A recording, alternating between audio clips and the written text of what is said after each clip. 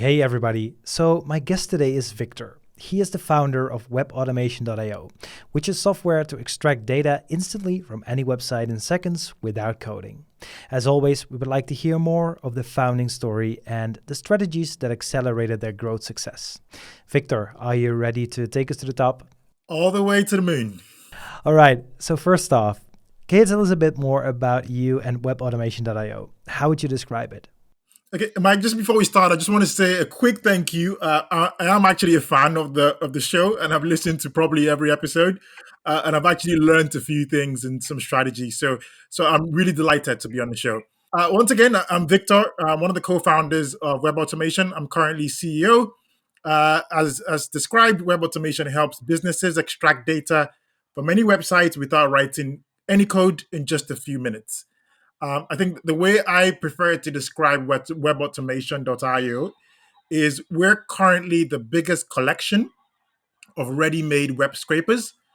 What this means is we give our users access to pre-configured web scrapers for some of the most popular websites in the world. And the advantage of this is you don't need to spend any time building a new scraper. You can use a pre-configured one and start getting data in a few seconds. Sounds like a great tool. So what's the business model of Webautomation.io? How are you making money? Okay. We use a usage based SaaS business model. So our users pay us a subscription and they get credits in return and they can use our software in the cloud. Also, due to popular demand, our customers can also buy pay as you go credits because not everyone wants to be on a long term contract. So we're always interested in the founding story. So how did you start a business? Take us back from idea to launch. Okay, I'll take you back. Take you back 2, 3 years ago, while I was still in full time employment, and I always had internet businesses on the side. So I had a comparison site. Basically, what I did was aggregate a lot of products and prices from many retailers, and showed that in a very simple comparison table to make the choice easier for my customers. This obviously required some web scraping to get the data. And as personally, I'm not an engineer by trade. So over the years, it became really difficult to manage web scrapers. I had to deal with proxies and bot protection and the ever changing structure of websites. So I got introduced to Oscan, who's now the co-founder of Web Automation. He's a true expert at web scraping and data engineering. He owned his own price comparison and he was scraping millions of products on a daily basis. So Oscar actually built me a very basic low code system in my admin for me to manage and create scrapers. So this was kind of a version one of what we have today. But we did a little bit did a little bit more research to actually understand the market and understand if there are actually more people like myself that need this product, and we were shocked. The demand for data from the web was just growing. So we decided to take the plunge and go for it. Great. I love those typical scratching my own itch founding stories. The follow-up question in such cases is always, how did you get the first users to your product? Oh wow! If I look back now, I think I remember my first two customers. The very first day we launched, I put out a post on LinkedIn. And then someone literally in about 2 hours sent me a message. It was a colleague I'd worked with over 10 years ago. He had gone up the ladder and he was now a senior manager. And he said they were looking for a web scraping solution. So my luck, within a few days, we found our first customer. Some of the other early customers we got were from G2 Crowd. People like to compare alternatives for web scraping solutions. But really, the bulk of our early users was when we started experimenting with ads. So we did £5, £10 a day adverts, and surprisingly, we got a lot of users use our products very quickly. That's awesome. What's your most important acquisition channel to get new customers on board right now? Any growth hacks you can share? Yeah, of course. So our primary acquisition channel is through search, both paid and organic. I think I mentioned earlier we have this predefined extractors for the most popular websites, and currently today we have 300 plus of these predefined extractors. So the users that we actually try to get are people looking for a very very niche use case. For example, they will type into Google, "I'm looking to how do I get list of Amazon bestsellers list today." And we have a specific scraper that just scrapes Amazon bestsellers list.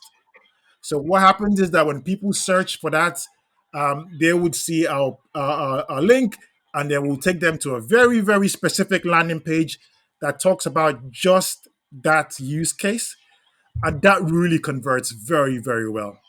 Wow, great lesson shared here. Smart moves. Is this your first business, Victor? No, I've had some other internet businesses. I've had some full time businesses, but most of them have been side hustles. I've always combined that with a very paid well job, but this is the first proper startup where I quit my high paying job and really went for it. Wow, that's so awesome to hear. So, what is your most valuable lesson or fail up to this point as a serial founder, you would say? I think you hear this a lot of times, but it's the same thing that applies. Keep your MVP as light as possible. If I think back to the products we thought we were going to build compared to what we have now, it's totally different. So you're going to get a little bit frustrated because there's going to be a lot of throwaway code. So just have a very open mind, and just go with it. Just keep improving the product, listening to customers, and don't worry too much if you've built the wrong thing initially. As long as you have something that people want today. Completely agree on that. At what stage is Webautomation.io right now in terms of revenue? Any growth numbers you can share here? Yeah, of course. Let me just take it back. Give you a timeline of what we've done over to put some context into the numbers. So we officially launched the company in January 2020. We started building for 6 months. We quit our jobs soon after that. In June 2020, we launched with a beta, and we pretty much gave everyone free of charge, except people that really wanted to get large amounts of volumes, and then we charged those people. But at the end of January 2021, we opened it up to everyone. So we started to monetize, even the guys paying $29 or $15. We just wanted to open it up to everyone and start generating some revenue. I can't share the exact MRR at the moment, but I can give you some indication of how we're doing. So since January, we've been growing over 100% in terms of our users. We get about 700 free trials a month, and that's growing 50 to 100% every month. And then we typically convert between 3 to 5% of those people into paying customers. And our monthly payment is from $29 all the way up to $500 a month. Great numbers. Love it. Well, great, Victor. Thanks for sharing the story behind Webautomation.io. Now, let's wrap it up with a lightning round of 6 questions to inspire others. Before we dive into today's lightning round, let's hear a quick word from a sponsor. Do you want to build your product the best way possible? Listening to user feedback is one of the best ways to do just that. Upvote provides you with feedback boards which you can use internally or share publicly with your users. It also includes a nifty product roadmap. You are getting a 10% discount when you try out their 14-day free trial and subscribe to one of their plans. Use promo code PIRATES and you are all set. Go to upvote.com and start a 14-day free trial. Now, let's go back to the interview. If you would start a SaaS today, what would be the first action to take? I'm going to be a bit cheeky here, and I'll say get a paying customer. Even if you don't have a product, try and pre-sale what you're trying to build. It's not very easy, but it can be done because, in my opinion, paying customers is the only validation you need to carry on to build a SaaS today. Agree. Until you have a paying customer, the idea is not validated at all. What is some of your favorite software that you can't live without in running daily operations of webautomation.io? Very funny because I looked at this yesterday, and the tool that I probably use probably every hour is the snipping tool. So it's a simple tool that gets a screenshots from a page on your computer or a web page, and you can annotate on that. So we have a globally distributed team, and most of our communication is through chat. Sending screenshots, especially to developers, it's the most effective way I find of communicating. Even when I do support calls. So that's one of my favorite tools. But apart from that, the usual suspects, we use a lot of Skype for internal communication. And I take a lot of notes, and I use OneNote because I write everything down. And what's your favorite app on your phone? Um, I do use a lot of WhatsApp. And I have a lot of customers on WhatsApp, which is not a good idea. So don't do as I do, because they'll ping you at any time of the night. So I also use YouTube a lot. I consume a lot of content, podcast and things on YouTube.